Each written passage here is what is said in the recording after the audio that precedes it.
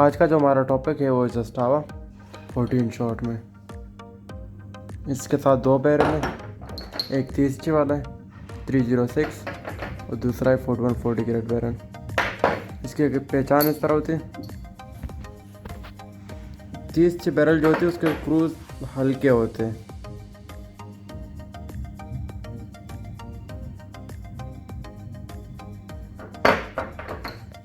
Forty 40 के cruise जो होते हैं वो मोटे से होते हैं।